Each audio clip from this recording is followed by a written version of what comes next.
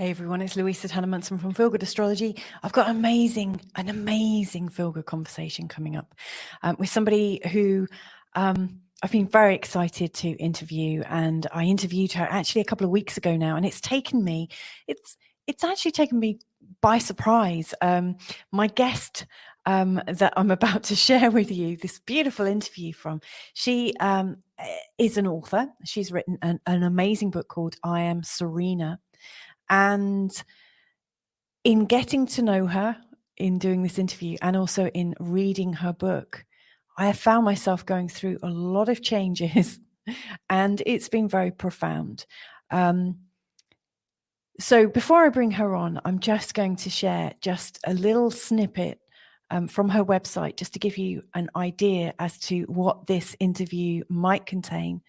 I absolutely recommend it if you are looking for the deepest kind of transformation possible, because my guest today has really been through the most incredible transformation that I can even conceive of. So let me just share something from her website before I bring her on. So, raised in a satanic cult and subjected from infancy to covert mind control experiments, I developed over 300 unique personalities in my courageous fight to stay alive. Through the guidance of my soul and the commitment of one woman, I was able to integrate and set myself free from the darkness of my past. This is my story. It's my absolute pleasure to bring on Serena-Faith Masterson right now.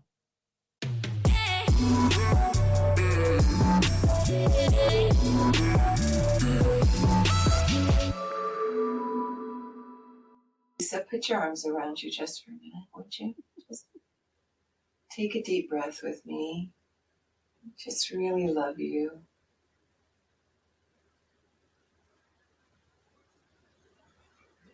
Feel that compassionate, sweet stillness inside of you.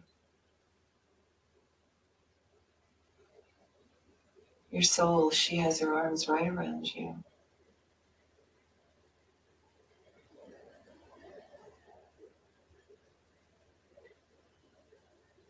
Oh,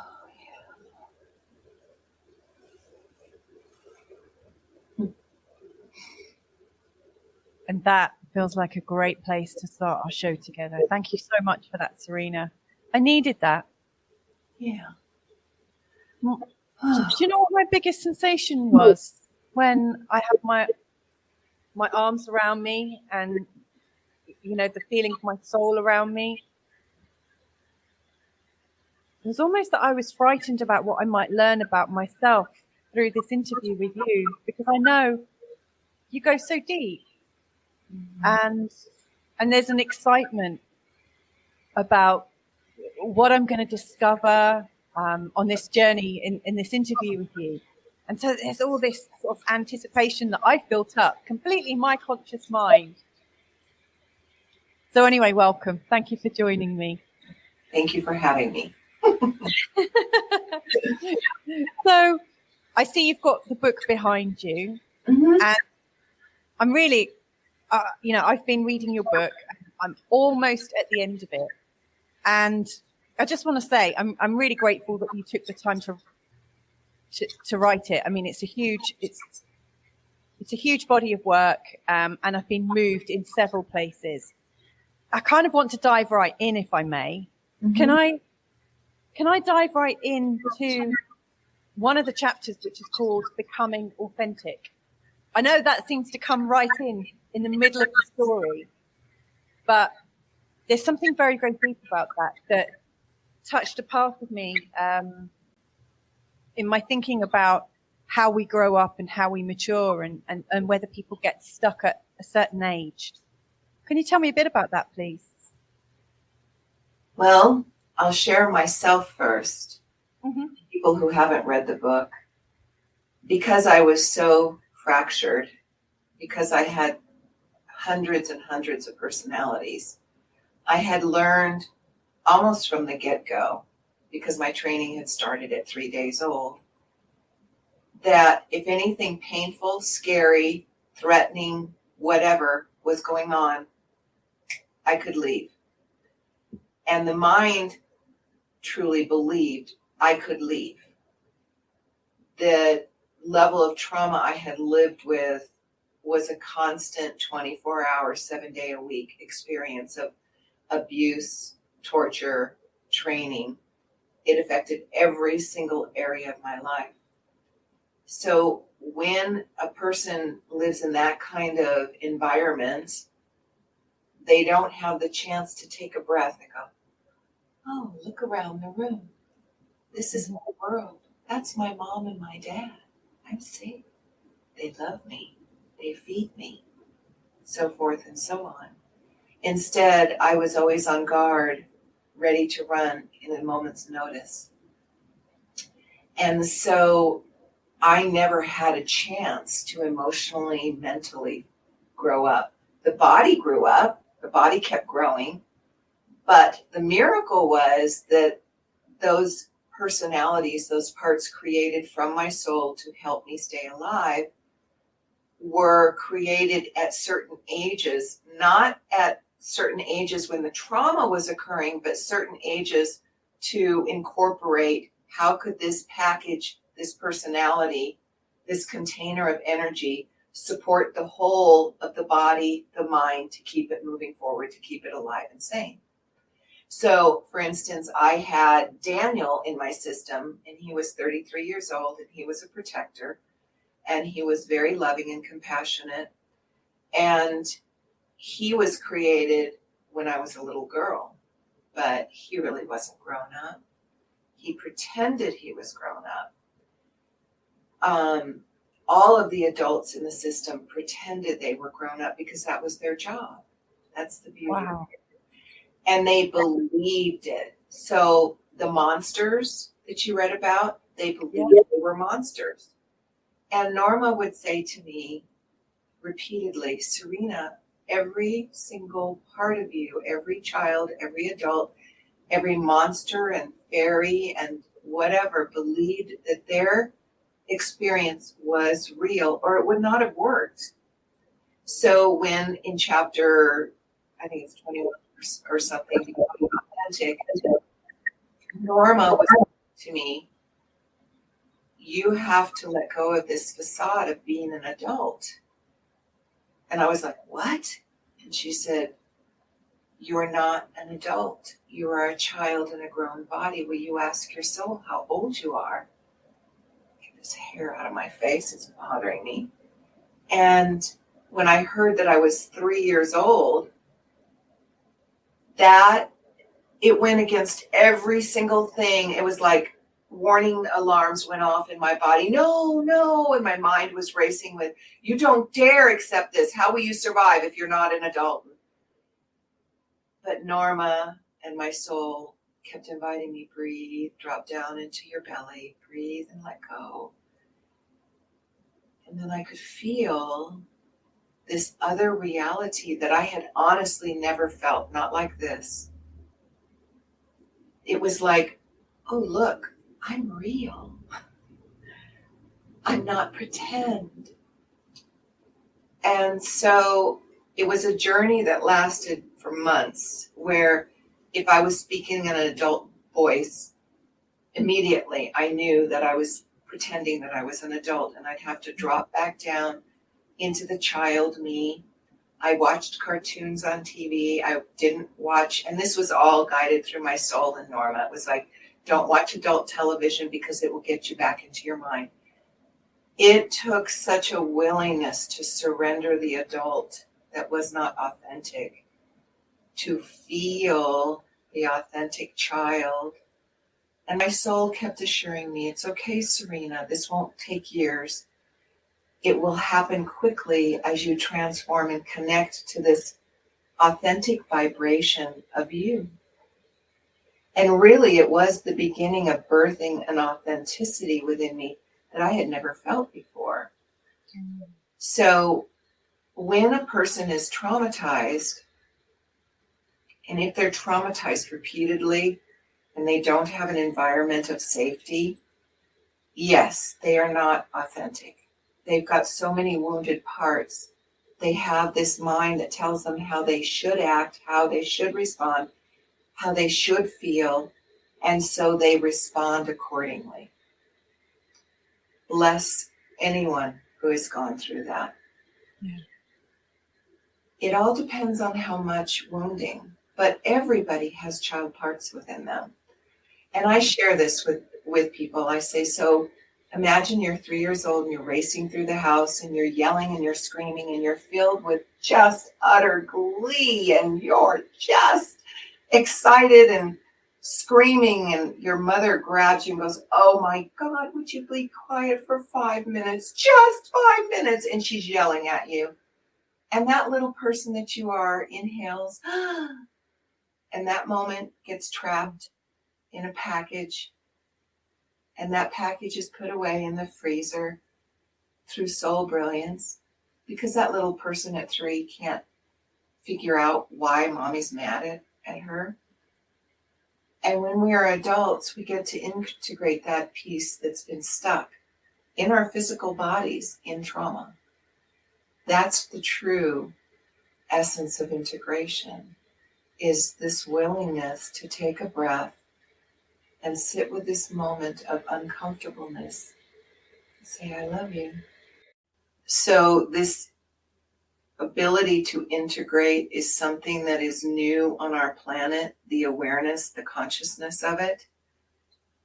It is the willingness to sit in the face of uncomfortable pain, emotion, beliefs, and breathe. Breathe so deeply into the core of who you are as this authentic master's divine being, so that you can feel the separateness and observe the pain and say, come home, child, come home, believe. You see, our body, we are the conduit. The soul cannot make the choice for us. We get to make the choice. But that's the miracle. It's the bigger piece of what all the therapists and the psychiatrists and psychologists have been trying to do with mankind for so long and help them. But they didn't know this jewel that's now a part of the consciousness of our reality. And when Norma learned to breathe with Kuan Yin, and then I brought her this idea of integration, and Kuan Yin took that and taught Norma the bigger essence of that integration work. That's the integration that she taught to people all over the world, that anyone can have, Louisa. I love that. One thing that I really feel strongly from reading your book and from all the times that we've chatted is your ability to sit in stillness. Your ability to sit in stillness through discomfort. And to me, I see it at mastery level in you. Yes. You must have had to really, really practice it as if your life depended upon it. My life did depend upon it. I had to breathe, and I had the gift of Norma sitting with me hour after hour after hour for years saying, you get to choose, Serena. Will you run? Or will you breathe? Breathe this compassionate breath with me. Invite your soul to help you with this, that you can't judge this moment. Because a lot of the things that I had to look at were horrible, just unbelievable. And over, Norma would say, you get to choose. Will you judge? Will you take a breath and feel the compassion that lives within you, that lives in your physical body? And in the beginning, for years, I didn't feel it, but I kept saying yes, yes. And that was the key. I kept feeling it. And and the feeling the yes, even if I didn't feel the compassion, and many times I would cry out to my soul, I can't help but judge this. This is awful. How could I have lived through this? How could I have done this? How could I? You have to help me not judge. Please fill my heart, fill my body with your compassion. Help me to see it through your eyes. And she would. And I take a breath. But it took years, Louisa. Can I ask, what is it, do you think, that stops most people in their tracks from healing in this way? The pain. You know, people say to me, and bless them, they say, well, I didn't have as much pain as you. And I say, do not judge. Your pain is the worst pain you have ever known. Most of the time, people can't hear me. It's easier to say, well, gosh, her pain was really bad, because that's a way of putting up a wall. Yeah. And I understand, because I had numerous walls. I have a dear friend, I adore her, and she wants a quick fix. She doesn't want to sit in the presence of her pain. I understand. But no one can do it but ourselves. We are the only ones can sit and breathe. And I mean, I have had to breathe when my insides were screaming bloody murder, hysteria, pictures that were so graphic and horrific and unbelievable. And I kept breathing, and I kept breathing, because I knew that would set me free. I had tried running. I had run for 41 years by the time I met Norma Delaney. Switching was my best friend. Being numb was my best friend. So I can't hold anybody else in judgment and say, oh, well, you should. You should. No. When the pain gets bigger than you can handle it, and you're just about ready to die, that's when you'll go, what's the answer? What can I do? But when staying numb and addiction to porn or sex or drugs or alcohol or television or whatever is still working, it's really hard to not use those addictions. But when the addiction becomes so painful that you want to find another answer, that's when people will stop running. Yeah. Yeah. Yeah. Because this presence that lives within us, it's either running or this sweet energy. You can't have both. And see, this sweet energy is the soul. It is the true essence of who we are. And the running is the numb and the fear. And the soul is the love. Well, you can't have both in the same space. Not honestly. You know? Does that make sense? Totally. In fact, I was going to ask you about one of the chapters, because actually, as I've been reading your story, and I'm getting close to the end, I've had to do it in small chunks, because I don't know if I've been projecting into your story or trying to imagine it, but it's almost like my eyes want to close, because I almost want to detach from it. I get into it, and then I feel quite intense, with what's been going on for you. And I recognize that your story is a story of immense love. And there's this chapter in it that I thought was absolutely brilliant, to do with, and you've just mentioned it actually, that you cannot be in love and fear at the same time. Can you talk to me a little bit more about that and how that shows up? Fear is created from the mind story. Mm-hmm. So the mind learns all of these rules and this training just by normalcy of growing up in their world. We all have this story in our mind. Well, I should have done it different. Well, I could have asked it different. Well, God, I got to look good. Well, what does he think? Oh God, hurry. I gotta get it done. Hurry. Whatever. And we all have that. That's called mass consciousness. Okay. Yeah. And that's the vehicle that creates fear. Yeah. So when you look at yourself in the mirror and you go, oh my God, I'm getting so old. Judgment, mind. Yeah. Yeah. Where is the love? Is there love in that at all? No. But the difference is when you are conscious, you go, oh, take a breath. You love you. Because you know what? Growing old isn't fun sometimes. You do see that, oh, you've got wrinkles and you've got bags and you've got this. And can you take a breath as a human being?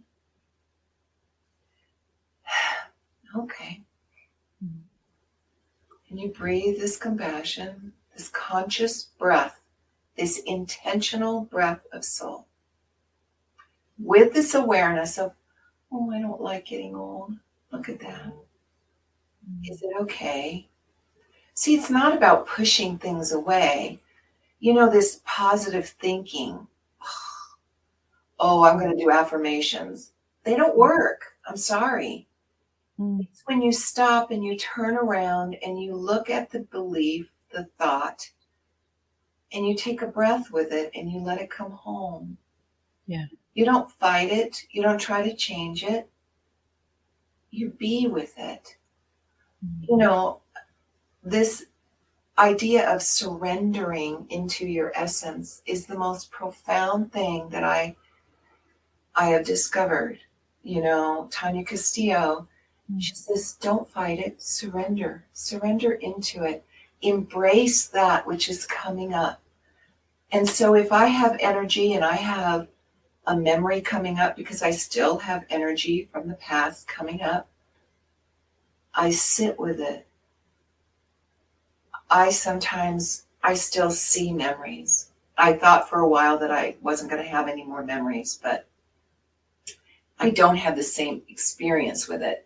It's not a personality. It's me. The me that was Jennifer, this blessed person that split into all these different personalities to stay alive. And I just hold her. And sometimes I'm right there in the memory with her, and I'll put a blanket around her and I'll pull her into my lap. Say, it's okay, sweetie. And she'll sob and sob. Now, I'm so intuitive, and because of the way I was created with my experience, I can do those kind of things. I have worked with people where they say, I don't see anything, but you sure as hell feel something. Can you sit with that feeling, that emotion, whether it's rage, whether it's fear, whether it's terror, whether it's such deep, deep despair and depression that you can barely inhale? Yes, I'm worth it. Yes, I love me so much.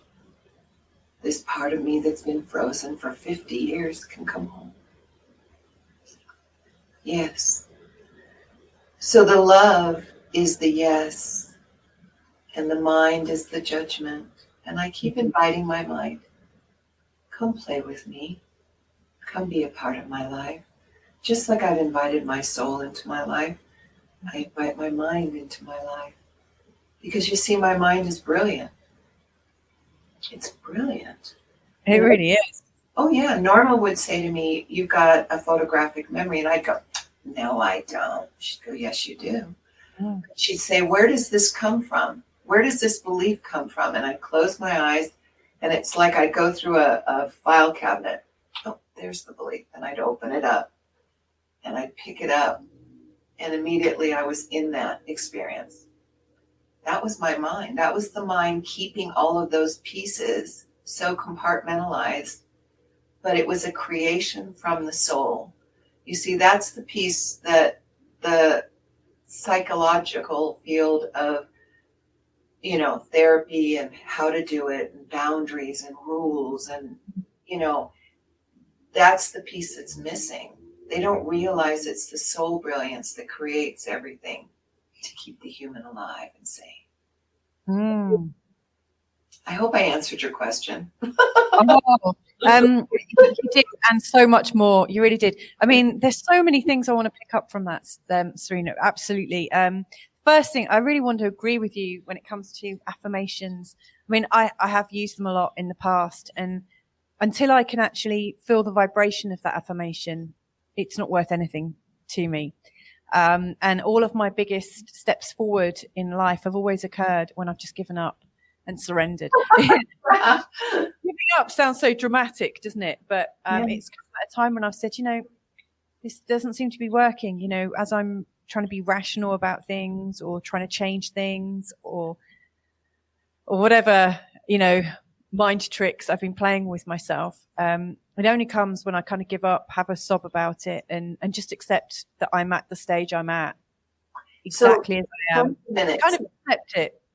So spend a minute. When you were doing the mind affirmations, it's this. You can feel your energy is up here. I love me. I'm worth it. I'm special. And it's here.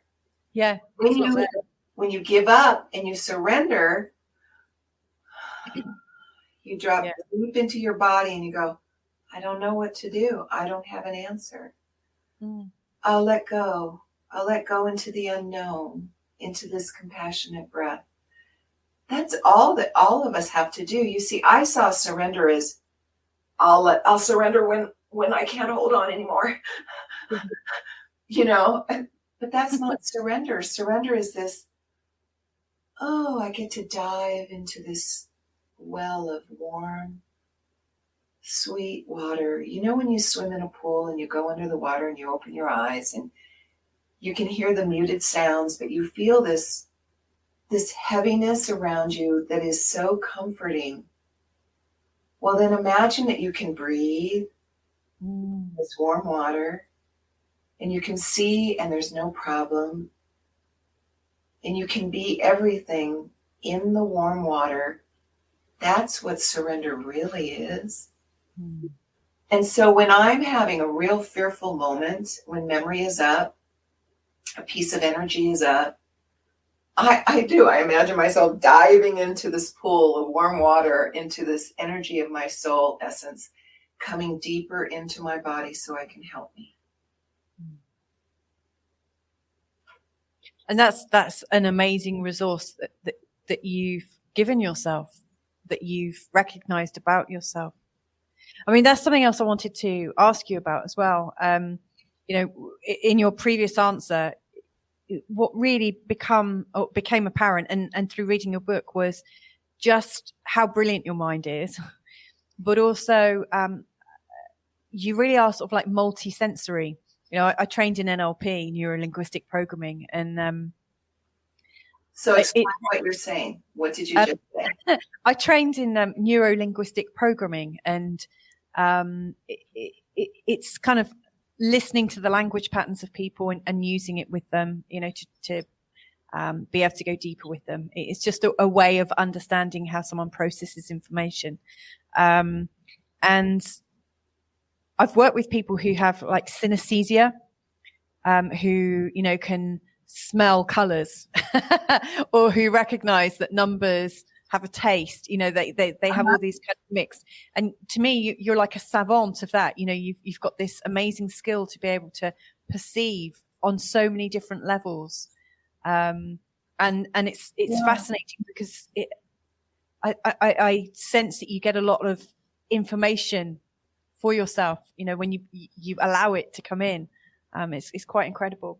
So before we started this interview, you were telling me that there's this kind of profound integration going on at the moment of souls, or possibly that we need to do that. What prompted you to share that with me? Because I have been opening the door to speak to more therapists and psychologists and psychiatrists. At the end of this month, I'm going to meet with a therapy group of therapists who want to get greater clarification of how can they work with their patients. And I know that that I learned through Norma, the breath, and this energy that I brought to her of I need to integrate. It is a part of this heightened consciousness that's going on our planet, that this body that we live in, the human that we are the ones that get to make the choice. The body is the conduit of the integration. You know, Norma, through the book in the beginning, she'd say, now you are the doorway, Serena. And you let these children come home. And I'd literally see myself opening the doorway and I was standing here and the kids would come home to Soul.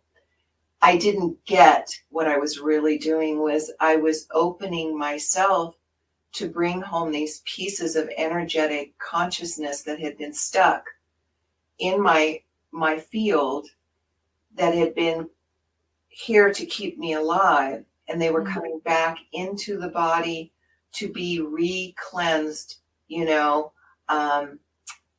become a part of the new me. And so anyone can do this. This is the miracle that I celebrate and I try to share with people is, yes, the therapist is wonderful. He or she listens to you. They help you get clarity, but there's this additional step. You see, this memory of trauma still sits there in the body. It still sits there waiting for you through the breath. Come home, like eating it. Come home so that the body can cleanse and purify it through this compassionate breath. And it can become a part of the whole of us. For we are this magnificent essence. And we all want to become so integrated that we are one vibration of consciousness, choice, and voice. And that's what I'm choosing to become in every moment. And so everybody has this choice. They don't have to stay wounded anymore. I love that. One of the things, there's a few things that I love about that. One of the things that I notice is in your book, not only are you inviting those parts of yourself that have been kind of separate from you, but still part of your energy field. Not only are you inviting them back in, you're welcoming them home, but you're loving them as a mother would love a child, like really loving them as every child would love to be loved. You're loving them back. Integrate. Yes, you cannot integrate if you do not have compassion, no judgment toward that part of you. In the book, in the beginning, Norma, she said, well, I want you to go sit down next to Priscilla. I don't want to. Well, what do you want to do? I want to hit her over the head with a hatchet. I want to get rid of her. Well, that's not going to work, sweetie. Why not? Because she won't want to come home to you. She'll want to stay separate from you. And believe it or not, it really is that simple. You cannot integrate when you want to get rid of it. Yeah. And believe it or not, Louisa, I had to go through that multiple times when I had to look at a part of myself that was impatient or rageful. You haven't gotten to the part in the end of my book where I have to work with the rage within me. That was hard to see. I had a huge rage. And all I wanted to do was push it away and judge it. But there came a time where I was willing to stop and look at those parts of me that were there, that were as angry as hell, that wanted to kill my mother and my father, wanted to kill the people in the cult and the government men, wanted to kill, period, was so angry, just where, have you ever been so rageful you can feel it in your teeth and your whole body is seething? It almost has a taste. Yes, and you can feel it in your teeth. Mm. And I had to sit so still with no judgment. But it isn't like, oh, I think I'll integrate this rage. No, it's let's get real. Let's get honest. Whoa, look at how I felt. And feel it. Not run, not judge. It's not a quick fix. If you want a quick fix, you're going to have to take a pill. But that's a temporary fix. It's And actually, having taken pills myself, I recognize that when I've taken it, it's almost taken me down the emotional scale and not up. Because and I ended up going cold turkey when I was taking antidepressants. Me too. Because my doctor would have freaked out if he'd realized. But my realization was I wanted to feel again. Yes. That was my acknowledgement. I'm not really feeling anything. What's really going on? This isn't mine. This is kind of chemically induced. So it does appear to be a quick fix. But I recognize along the way that wasn't my quick fix. When you were talking about the consciousness and the voice and the choice and the sort of integration, bringing everyone home into your loving arms, and doing it without judging, and that it takes time. One thing that I'm super conscious of right now is that right now the world is like this, like human consciousness is like a multiple personality. It's always been that way. It's always been that way, but it's more pronounced. It definitely seems more pronounced right now. And a lot of people that listen to my shows are interested in sort of like awakened consciousness and the idea of us all working together, or unity consciousness. The thing that's really coming across right now is we need to actually make peace with those personalities or those parts of the group consciousness that we're not in agreement with. Yes. There have been times when I wanted to not kill, but when I recognize what's going on. For instance, people that do the same things to other small children that were perpetrated on you, my sense is very much that they don't deserve to live. And I recognize there's some sort of forgiveness that I need to do, or some acceptance along the way. What's going on there? Do you think there are some people that are holding the energy and starting to get the ball rolling, or is this something we all have to work at together? What's your advice for someone like me who's a bit stuck in their ways still? Well, I was going to say we can look at the issue of COVID because everybody has their very, very clear opinion. Mm. And it's like, can you allow that person to be where they're at? Yeah. And in the beginning, I would tell Norma, my mom, I miss calling her mom. I would say, I don't know why, but I know that I chose this life. I know that I chose my parents. And it was years and years before I began to really get that I had chosen them. It wasn't just an idea in my mind or an awareness. I wanted to experience everything that I had lived previously in all the other lives. Okay? And that meant everything. That meant child perversion, murder, greed, lust, whatever, as well as all the positive things. I wanted to experience it all in one lifetime so that I could make one choice. Am I done with this game? So I had to also come to the awareness, and it wasn't just an awareness. I had to feel it, own it, know it in my cells, that Earth is this playground, this wonderful playground where we as souls get to come in unconscious of the truth of who we are. And many of us come just to have a good time, to play. Mm.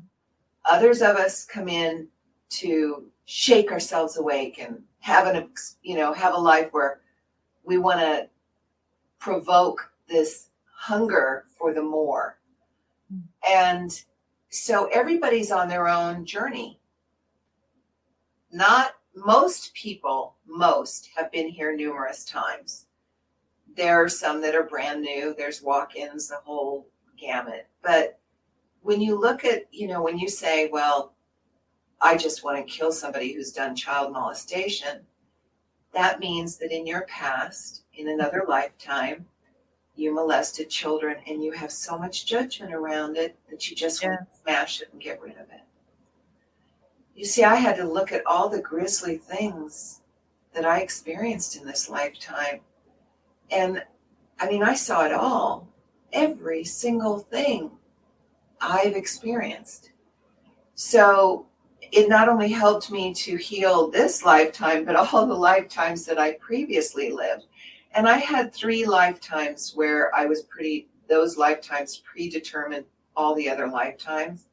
They were huge, stuck lifetimes, like the lifetime that I was one of Yeshua's disciples. That one got me really stuck because I had so much judgment about how I should have been different and that he should not have died and so forth and so on. So, it takes a while. It's not just, there it is. I had this belief. No, it takes a while of really digesting it, being with it, sitting in stillness with it, so that all of the pieces of it can come up for integration. Norma would say, so now look at it. Is it smooth when you breathe with this experience, this memory, this recollection? Or does it still have some kind of over here,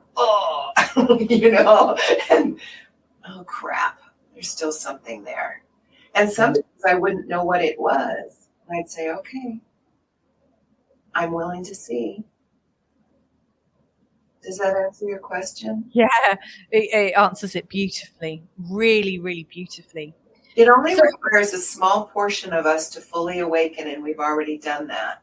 So the planet has already made the shift into awakened consciousness, but there's 8 billion people on this planet. So it doesn't require all 8 billion of us waking up, thanks goodness, because we're all at different, grades of experience. Some of us are brand new babies. Some of us are kindergartners. Others of us are in our master's program. So we're all in different arenas of experience. Yeah. Yes, it's interesting that you say that because in the last few months, I felt a lot of babies around wanting to incarnate, like lots of them. I'm just picking up on the energy of lots of new beings wanting to come, and my sense is with this, yes, a lot of high vibes, very different vibes to sort of change the consciousness of here. So it feels like something very new is coming. Very excited about it. So what do you think our new way of being is? How is that evolving? How do you see that continuing to evolve? When I started to do this work with Norma, I had such a clear idea of what I thought spiritual way of living was. And she'd say, you want me to be spiritual but not human? And I'd go, yeah. I'm human. When she'd come over and she didn't have makeup on that day, and I'd go, oh, wow. Or, when I lived with them, and she'd be in her pajamas. By the way, I loved that happened. When I was reading about that just made complete sense. I needed that. She became the mother I never had.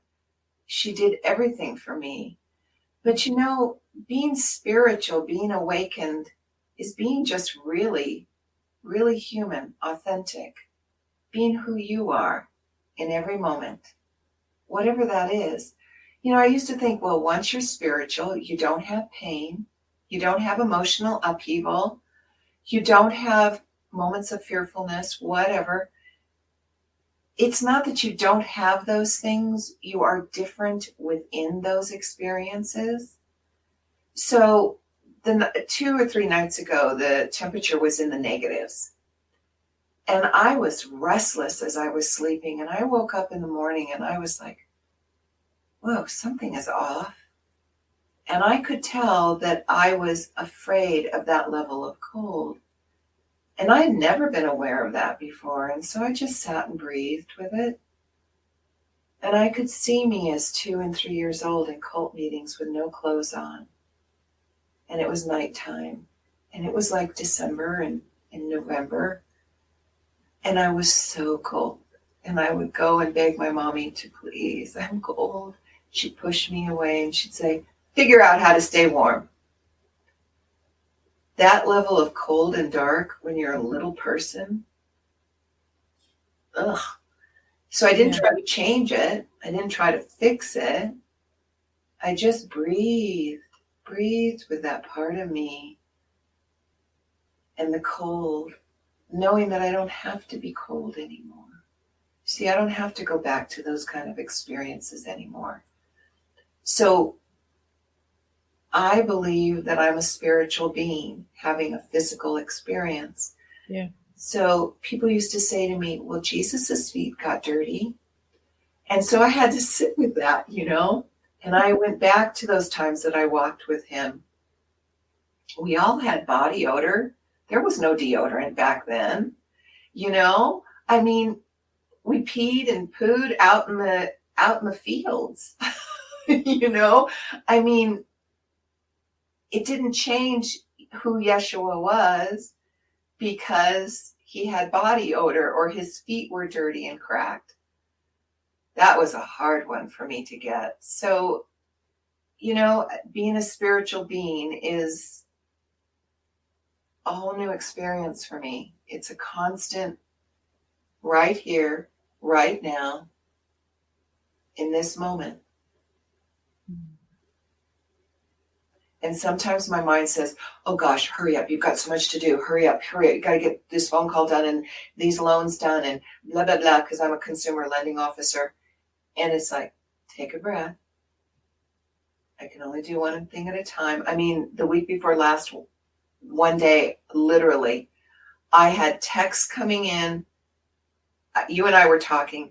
I had team viewer texts coming in. I had phone calls I was sitting in my office with a phone going off, my cell phone going off. I had emails from my boss. It was nuts. And I laughed. I was like, oh my God. Take a breath, Serena. And sometimes I will get on the floor and just breathe in my office. So spiritual isn't what I always thought it was. Yeah. It's just being human. It's being real in any given moment. Do you think that if we lost a child and we're this spiritual being that we wouldn't be devastated, that our heart wouldn't break? Even though we know that they didn't really die, they just let go of their body, so forth and so on. The fact is that as the human being, we would be grief-stricken. Yeah. You know, I mean, I have to sit with the fact that my eldest son, whom I love very, very much, wants nothing to do with me. He's angry with me. And I notice people, when I share that with them, sometimes people go, oh, well, he will. He's going to realize how wonderful you are, Serena.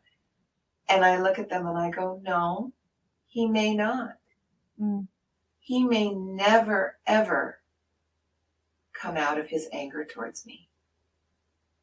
And I have to be honest about that. And sometimes I miss him. I've got a picture of him and his wife and my grandchildren on the refrigerator. Sometimes I have to take a breath and just go, okay, and honor his choice.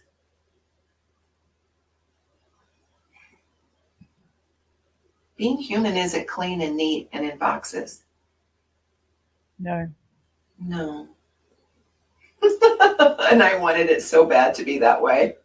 Oh yeah, don't we all? It's crazy, isn't it? There are so many people that talk about spiritual life as being tra-la-la, and then it was all okay. They need that right now. They Yeah. need that in their place in their life, and that may be for the rest of their life. Oh, I've been there myself, thinking this is how it should be. And actually my sort of like current sort of understanding is it's about having fun. It's about savoring each moment and being in each moment. Savoring each moment. And I have to watch myself because I was trained, get it done, hurry, hurry. And that has been this mantra so deep in the DNA of my body that if I don't pay attention, oh, you need to hurry. You got to get this done. Oh, I take a breath, come back to now, and I let that thought come home. Because, boy, that can take me out of the moment so easily. Mm. Yeah. Yeah. Yeah, I hear you there. So, something else I want to ask you about. Obviously, you've been on this healing journey, and I'm guessing a journey gives the impression that there's a start and there's an end to it. I'm guessing that your journey is ongoing, as it is for all of us, and that we're always healing. Are there some people that can't heal, in your opinion? Or if there are people that appear not to heal, what's preventing them from healing? Well, let me answer the first question. Yes, there are some people that can't heal because they've made that choice to be in that kind of an experience purposely. We're all creators. We all are the creators of our lives. So, for instance, I remember this young boy, I was watching him on Oprah Winfrey years ago. And he was wonderful. He was so awakened. And he was, I think, 12 years old at the time. And he had this lung disease where he had all of this mucus in his lungs all the time. I can't remember what it's called. And his journey wasn't about healing. His journey was about embracing where he was in his life so completely, so fully, that was the perfection of his journey. Wow. Does that make sense? Yeah, totally. So some people don't want to heal because it's too scary and it's too painful. Their numb is working for them. But if you feel this constant unrest, this constant ache, this constant, there's got to be something else, that is the soul knocking on the door saying, there is another way. You don't have to keep running. You could stop and say, what else is there? You see, the soul will never bombard themselves into the human's life. The soul will wait patiently the entire life. And if the human doesn't say, soul, I'm intentionally inviting you into my life. I want you to be a part of my life. I want to awaken. I want to hear your voice. I want to feel you. The soul will be patient. You see, I used to think the soul was out here and I was here. But that's not how it works. The soul is the essence of who we are. It is the very vibration of who we are. But if we live in our mind so completely and we're up in this upper part of our body energetically, we never can connect into the pool of who we are, this sweet, warm essence of us. And our soul will wait. But if our soul was really out here and we were here, we would be dead. Because I've watched souls leave the body. In the cult, I would hear the soul and the pop as the soul left the body over and over again. So the soul is inside of us. It's just, can we turn an ear toward the soul? Can we open our heart and start to sense instead of think? You know, Norma would say, sense, Serena. Sense. Over and over in my book. Sense. How does this feel for you? Because I didn't sense anything. You know, I intuitively saw, because I was extremely intuitive, but I observed my whole world from a very distorted way. And when she would say sense, it meant that I had to feel my body. And I didn't want to feel at all. But now I do. Now I intentionally, every day, massage and touch my body, touch my legs, touch my arms, touch my face, my neck. I touch my body, not sexually, compassionately, intentionally wanting to feel the sensation of my aliveness within me. It's how I'm moving the dissociative energy out of my body. So That's beautiful. And I really, I really get that. That's like a practice of loving kindness practice. to your body. Yeah. Yeah, it was wonderful. I've been, after working with Mom, with Norma, Tanya Castillo came into my life, and she has an associate, Joanna, I can't pronounce her last name. Yeah. And so I purchased these massages with Joanna because I've been moving this deep dissociative energy in my body. And so she's taught me things to do, like when there's deep depression, to put my hand over my heart and my other hand over my belly, right where my belly button is, and to go like this and breathe. And she's taught me, like when there's anxiety, to move the energy here. And so I've been able to work with my body, and find such like comfort in the physicality of me, which is such a miracle, because I saw this body as a prison. I was locked in a prison, and all I wanted to do was get away. And a lot of people feel that way. They want to escape the body and just be spiritual. But it doesn't work that way. Not when you're a physical being. Yes. It's interesting, actually. You were talking about the addictions that we have. I often think of a spectrum of merging, or a spectrum of losing ourselves. At some kind of higher end of the spectrum, there's the ultimate merge of unity consciousness and feeling the integration so completely in the form of an awakening, which maybe will happen in this lifetime for me, maybe not, and I'm okay, whichever way it goes. And then there's this urge to kind of lose ourselves that so many of us experience, and I've definitely experienced it. Drink, not so much on the drugs, but for lots of people, inappropriate sex, any kind of thrill, just to kind of create a rise for ourselves. So we out of our experience, and we can kind of forget who we are. And so that's dissociation. That is dissociation. Yeah. That is stepping back out of our body, out of ourself, out of the groundedness of us.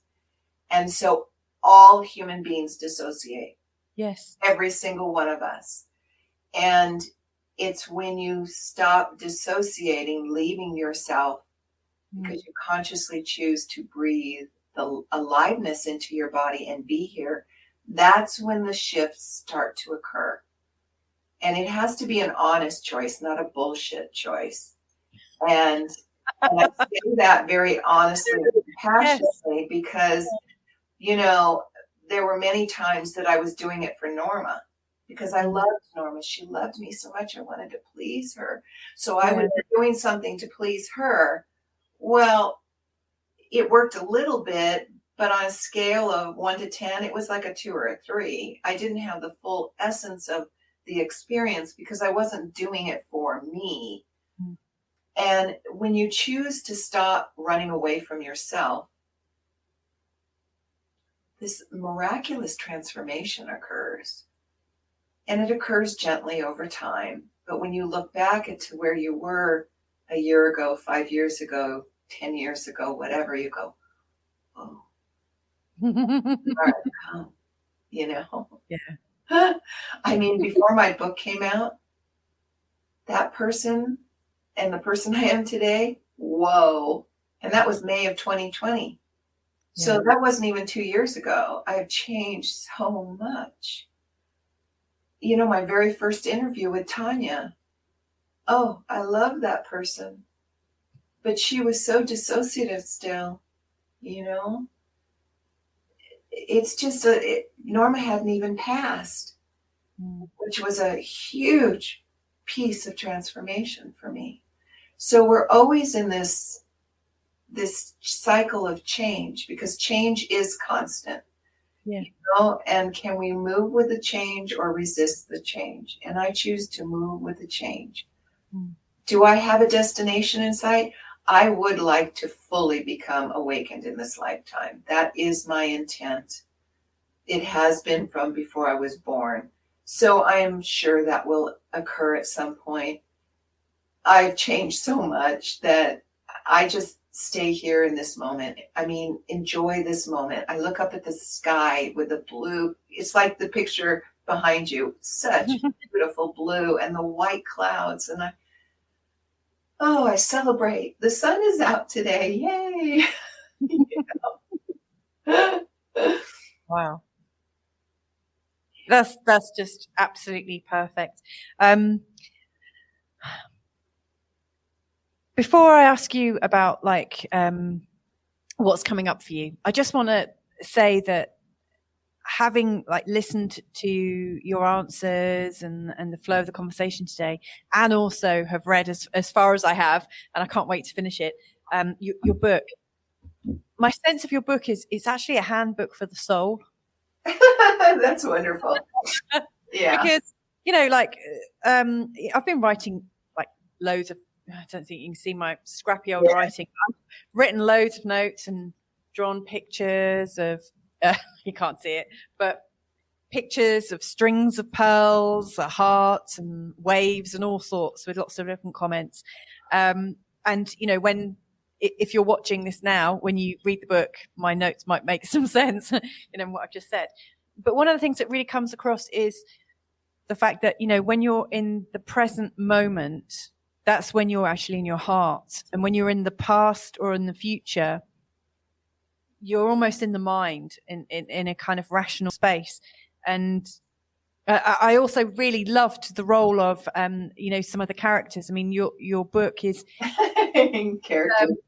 They were real parts of me. They were so real. I had no awareness of them being different than another live human being. Well, I mean, that's the amazing thing, is it's almost like a story within a story within a story within a story, because there's so many characters and they've each got their own story. And I especially loved the godmother and the heart.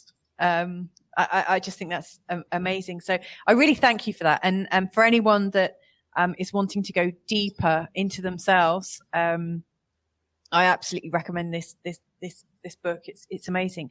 So what projects have you got coming up at the moment, Serena? What are you working on right now?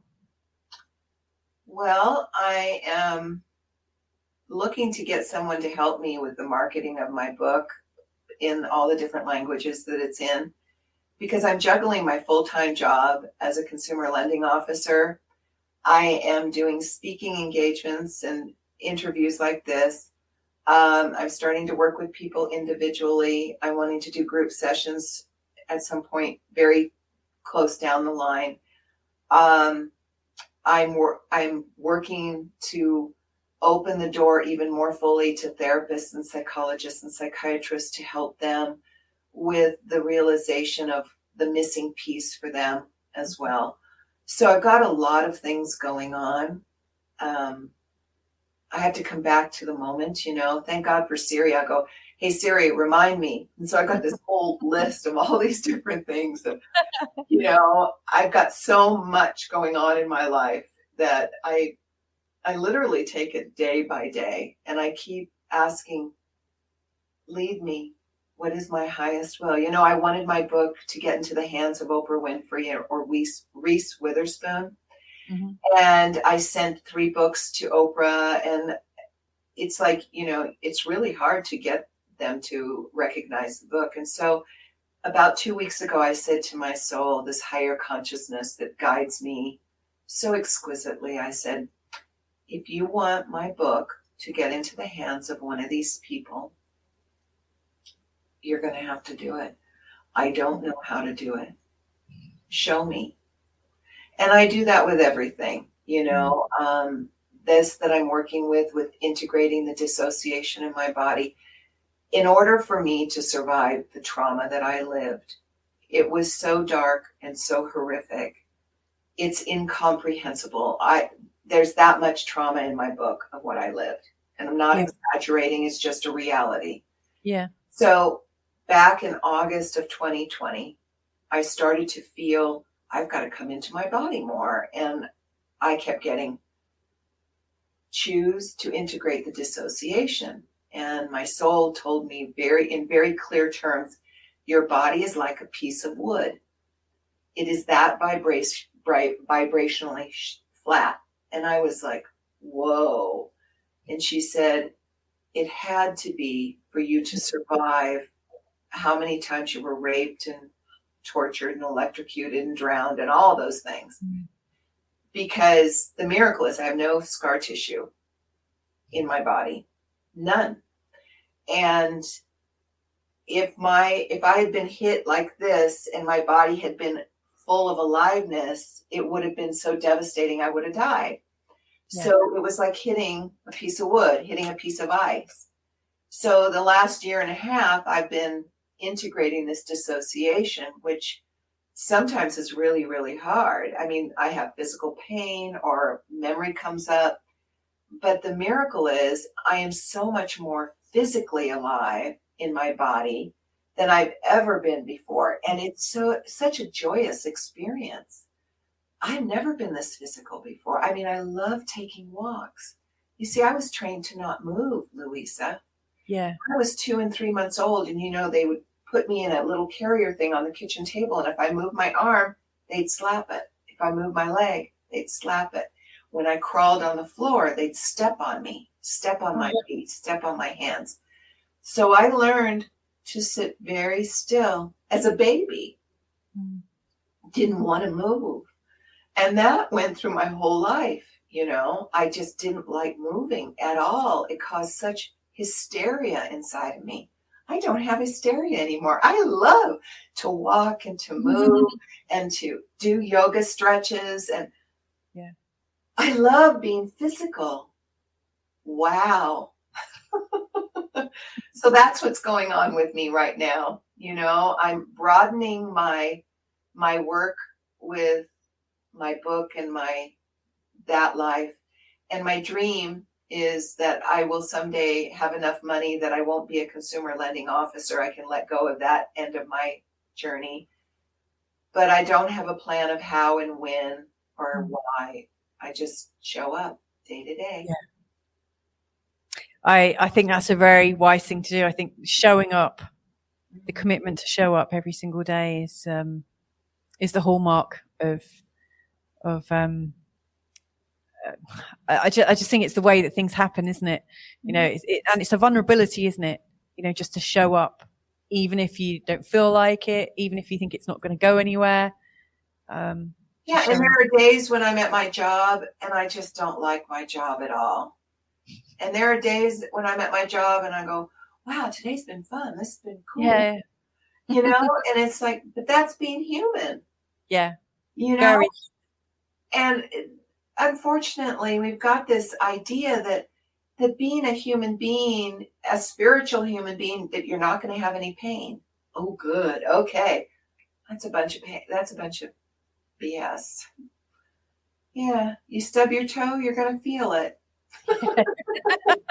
Darn. Absolutely. 100%. And that's what's in my book. Remember when Norma's hair was all messy and I was like, oh, yes, I do.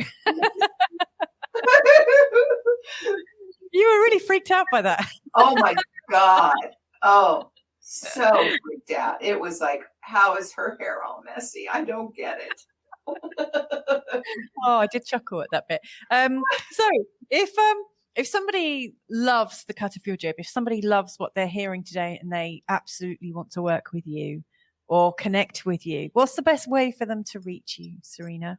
They can send an email to me at I am Serena-Faith Masterson at gmail.com. So it's my whole name, not a dash though. So I am Serena-Faith Masterson at gmail.com, or they can go to my website and send an email that way through the contact. Yeah. And then we can connect. They can also send me a message on Messenger with Facebook, you know. Anywhere in the world. There's people in Venezuela and Brazil and all through Europe and Australia and New Zealand. So pretty much anywhere. That's the beauty of technology is we Isn't it? Yeah. I mean, you know, it's like you and I were in the next room right now. Yeah. And actually you're in Colorado and I'm in Portugal. And there's no difference between us. It's daytime and for you and it's nighttime for me. It's incredible. Well, that's just absolutely wonderful. I adore the fact that you were open to this interview. I'm so honored that I love talking about this stuff. I love sharing the miracles of what our spirit, our soul self can open us to. It's profound. It's beyond imagination. There's nothing the spirit can't do if we allow it.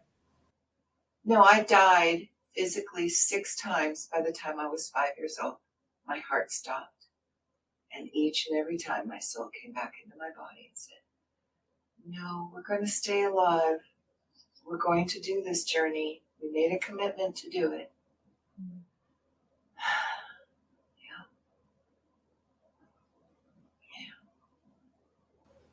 Just open the door to your soul. Say, you know what? If Serena can have it, I can have it. You know? Soul, will you be a part of my life? I don't know where you're at. She's really actually right there with you. He's right there with you. There's my kitty. I'm wanting lunch. The door. Thank you so much for your time today, Serena. I absolutely I'm thrilled. Thank you, Louisa. So much. It was so much fun to talk to you. Bless you. Yeah, bless you Remember, too. put your arms around me. Love you. Love you, love you, love you. Yeah. Love you too. Okay. So, as you can see, I'm dressed differently from when I actually did that interview. A couple of weeks have passed. I actually finished off reading Serena's story, and I've gone back to it quite a few times. I really do see it as being a handbook for the soul, actually, a handbook for healing. As you read through her process, you learn really fascinating, helpful, and deeply, deeply honest ways of looking at healing. I absolutely urge any of you who are on a transformation journey to check out her book. I've put the links below. And Serena is also a coach and is also a public speaker. So if you are wanting to do some work with her, feel free to check her out. Like I say, everything's below. I absolutely love that you've connected with us here today. And if you found this inspiring, useful, please do feel free to share as far and as wide as you need to. I absolutely love that you've joined us. And if you'd like to hear of any more of these inspiring, feel-good conversations, just click on the notification bell, click subscribe and like and all that jazz. Anyway, wherever you are in the world, thank you so much for your presence today. So much love to you. Bye for now.